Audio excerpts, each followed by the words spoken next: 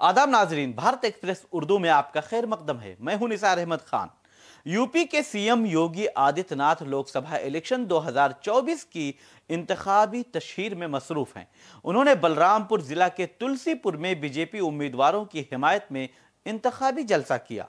CM योगी ने जहां BJP उम्मीदवारों के लिए वोट मांगा, वहीं उन्होंने यूपी से गुंडा राज और माफिया राज खत्म करने की भी बात कही।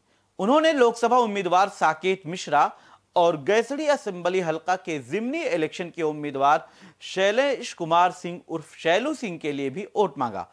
खास बात यह है कि सीएम योगी ने सीनियर मुस्लिम लीडर और बलरामपुर के साबिक एमपी रिजवान जहीर, जो इस वक्त जेल में बंद हैं, उनका नाम लिए बगैर उनको निशाना बनाया। आइए आपको दिखाते हैं कि सीएम योगी ने क्या कुछ कहा।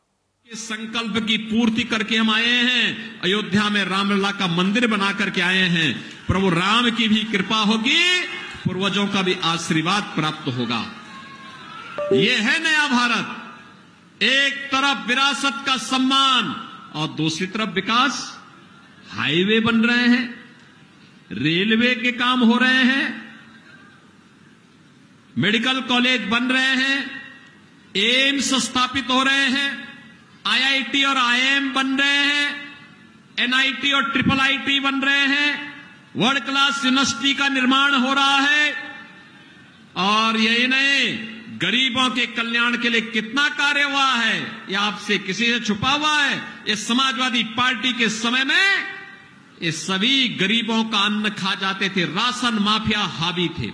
यहां तो क्या था, वहां उनके समय में राशन माफिया, भू माफिया, पशु माफिया, जंगल माफिया, खनन माफिया और पेशेवर अपराध में लिप्त माफिया, यही थे ना। और इसीलिए हमने कहा अगर राम लला को अयोध्या में विराजमान करेंगे तो माफियाओं का राम नाम सत्य है की यात्रा भी निकालेंगे। निकली ना।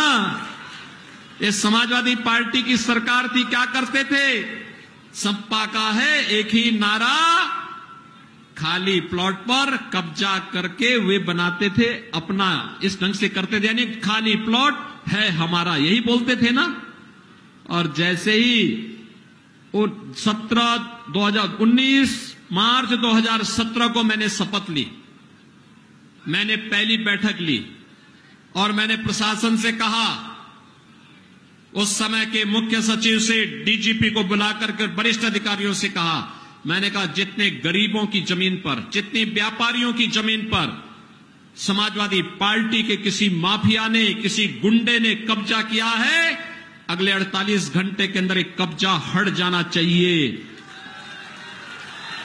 और बहनों और भाइयों, मैंने कहा अगर सीधे मुंह से कोई नहीं मानेगा तो टेढ़ी उंगली से उसको निकालना, और अगर तब भी नहीं मानेगा, क्योंकि बहुत बार होता है ना कि लातों के भूत बातों से नहीं मानते, तो मैंने कहा उसके बाद उसकी छाती को रौंदते हुए बुलडोजर भी चला करके अतिक्रमण को हटा देना।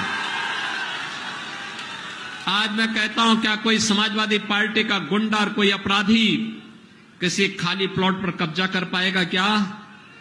किसी बेटी और व्यापारी की सुरक्षा के लिए खतरा बन सकता है क्या? खतरा बनेगा तो 7 पीढ़ी याद करेगी क्या हाल करेंगे। बहनों और भाइयों, सुशासन की पहली शर्त है सुरक्षा, बिना भेदभाव की सुरक्षा। एक माफिया यहां भी मंडरा रहा था, देखा ना, ये पप्पू खां की हत्या कर दी गई थी यहां, और दिन दहाड़े हत्या करके और फिर क्या करते हैं, हत्या भी करेंगे, और हत्या करने के बाद फिर इसके बाद सहानुभूति व्यक्त करने के लिए भी चले जाते हैं। अब यूपी में ऐसे नहीं चलेगा। यूपी में जो भी इस प्रकार की शरारत करेगा, उल्टा लटका करके मिर्च का झोंका लगा करके 7 पीढ़ियां याद करवा देंगे।